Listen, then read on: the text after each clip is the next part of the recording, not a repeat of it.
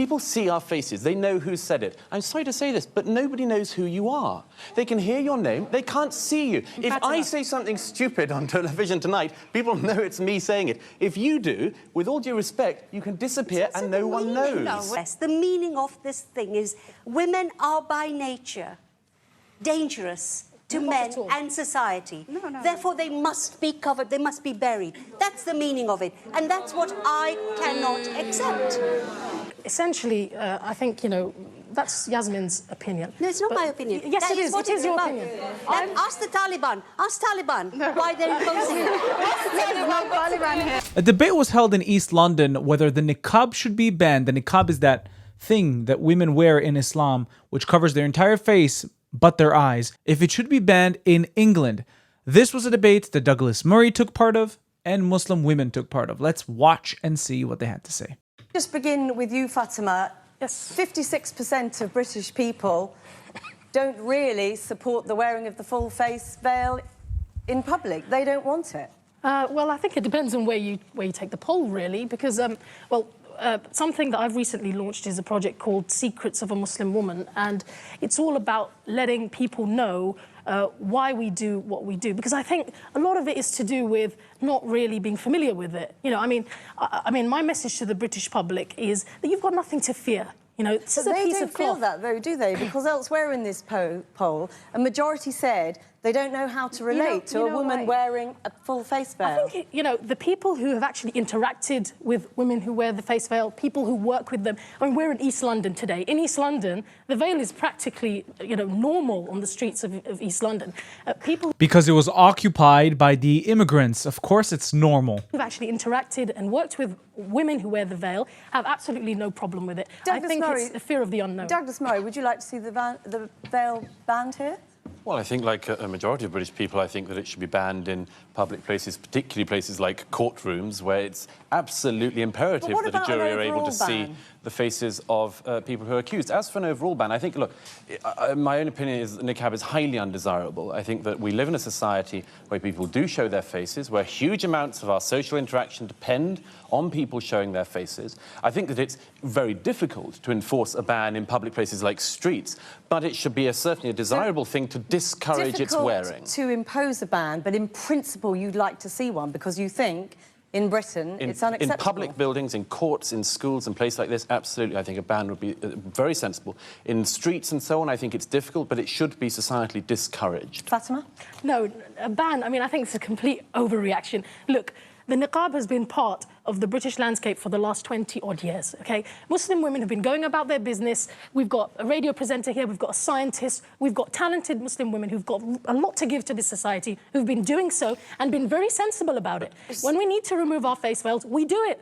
But how do you think we get through airport security? I mean, what about the fact that 56% of people are saying they don't want it here? You know what? I'm not surprised at all, because when you know that high-profile politicians making such... Sahar? It's my name.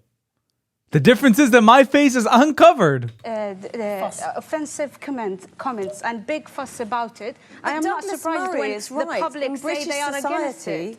We show our faces. Exactly. The British society, the fabric of the British society is respecting the public freedom. Public freedom is part of it, the religious freedom. What about the fact that people feel uneasy? They said they don't know how to relate to women who have their faces covered. First of all, let them interact with us. Let us be open and engaging with them. This is number one. Secondly, 80% of communication in the world does not involve face-to-face. What? Twitter, Facebook, phones doesn't involve face-to-face communications. I'm sorry. The issue is the problemization here. It's not existent problem. I'm sorry. I worked in this area for 7 years, about 15 years ago, and this was not, as you said, a norm. This has been imported and exported for reasons which we haven't got time to go into. We live in a society, and we live in a country which is very, very complicated. And to shut yourself off as if the rest of us are infections and cutting... How are we do not This is the meaning. We are engaged. Shalina, How are we shut off? Shalina, you have said that in engaging with your elderly white neighbour who feels uneasy, sometimes you remove the veil. When you worked with children, you remove the veil. Isn't that an acknowledgement that it is difficult for people to engage with women who have their faces covered? Yeah, I think it is. And I also honour what Douglas Murray has just said. He couldn't actually feel comfortable, and, you know, I'm making a presumption here, but you couldn't say, let's do an outright ban. And that's great, because I understand you look at social cohesion. It's about looking at, let's isolate it. Whose discomfort are we going to favour? Because if I lift my veil, I'm then uncomfortable.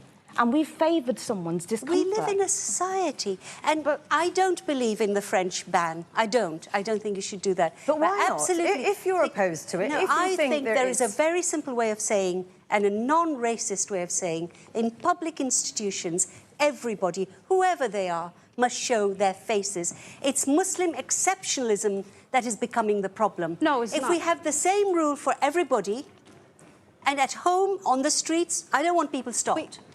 Okay? We accommodate religious expression in this country. You know, Jehovah's Witnesses who don't want blood transfusions, Sikh people who want to wear turbans. We make exceptions, you know. But they're still not covering their faces. Your eyes are the only thing that could be seen. I have no idea what you look like. What if you commit a crime? How do we find you? What if you stab? How do we find you? It's absurd. You should not be wearing your niqab in public places. Wearing a turban still helps me identify the person. Wearing a yarmulke still helps me identify the person because I can see the face. In certain situations. And so, look, you know, I really want to reach out to the public and say, you've got nothing to fear from us. But We're British. I was born in this country. How can she say this while wearing the niqab? We don't know what you look like. We can't trust you because we can't see your face. We need to see a face to resemble to a person. I love this country. Take up Yasmin's point that this is about exceptionalism. Take up Yasmin Alibhai-Brown's point about this is about exceptionalism. We accommodate, don't we, in this country, and in my country, Britain, we accommodate religious expression. And we do make exceptions for people. And there's nothing, and that's what I thought. And we cannot destroy the minorities and the religious belief in the name of equality.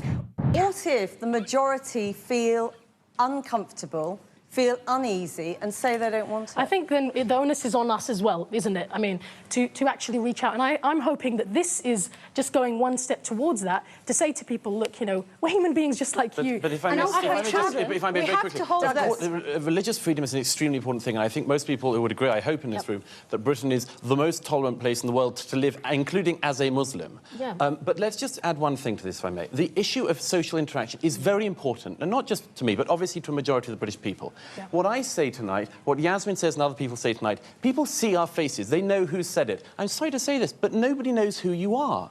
They can hear your name. They can't see you. If I say something stupid on television tonight, people know it's me saying it. If you do, with all due respect, you can disappear and no one knows. No, we're not disappearing. What does this say? Come on. The meaning of this thing is extremely important to address. The meaning of this thing is women are by nature dangerous to men and society. Therefore, they must be covered, they must be buried. That's the meaning of it. And that's what I cannot accept. I mean, Fatima, come back on exactly that point, because we have spoken to women who say that they cover their faces because they don't want to incite passions among men. I mean, that is essentially Yasmin's point. Well, look, essentially, I think, you know, that's Yasmin's opinion. No, it's not my opinion. Yes, it is. It is your opinion. Ask the Taliban. Ask Taliban why they're imposing it. Yasmin, you know, I'm really sorry. Maybe you haven't really met women in Niqab. I would like to invite you out to my house. You know, you can see my face. We can sit together. We can have a laugh. Yes, but and then I think it will change your opinion. Couldn't come to your house and see your face, though, could he? I can assure you I'm not going to be He could meet aroused. my husband. No, you're welcome. You would be welcome to, you know, come. He said it because he's gay. To my house. Kamila Hassan, can I ask? I mean, you used to wear the niqab and then changed your mind. Why? Two main reasons. One was theological. I made some attempt to actually study the whole notion of niqab in Islam, and I found that it's not actually mandatory. The hijab, the headscarf, is mandatory, but the niqab is not. It's part of Islamic society right from the beginning, but it's not mandatory. Just go and read a little bit of Ibn Kathir, for example. Yeah, I'm a scholar in training, actually, so I do know that. Sorry, and secondly, we have a social function in society. We are here to interact with society. We have to have a social consciousness. We have to benefit society. We have to interact with society. And I realized in those 3 years, I was a nobody. Nobody wanted to talk to me because they couldn't talk to me. I could smile until the cows come home, but nobody could see me smiling. You see, that's a very good point, isn't it? Because you say you were a nobody, yes, and yet many people in our poll disagreed with this notion that it was empowering in any way. And I bet you there were many Muslims in that survey. Most Muslims don't care for this either. Agree with that. So to say British as if it was, non-Muslims, most of us daren't speak out. When I do, I get death threats. I've had emails just this week I am from sorry. Niqab. He's calling me a prostitute. What is this freedom that we have? We can't even criticize what is not acceptable. Islam doesn't let you criticize. That's exactly the problem with Islam coming to Western countries. If Islam comes to Western countries and dominates, we are going to be in a serious problem. Imagine what it would be like criticizing the Prophet Muhammad. Imagine what it would be like criticizing the Sharia. Imagine what it would be like criticizing the Quran. They're not going to accept it. And all of us are going to get death threats because Islam is here to stay and you are here to convert to Islam. If not, we fight you. I think niqab should be banned in public places, especially in places like the West. You need to see who you're talking to. You need to see who's committing a crime. If they do commit a crime, faces are important to see. Thank you for watching. I'll see you in the next video. If you'd like to watch more of my stuff, please check out my channel down below. If you like what you see, don't forget to subscribe to the YouTube channel and hit that notification button so you can be notified every time I upload new content. If you'd like to support me and the channel financially, you can do that using Buy Me Coffee or Patreon down in the links below. Also, we now have a Discord that you can join down in the link below. And now you can become a YouTube member and enjoy specific YouTube perks. Thank you for watching. I'll see you in the next video.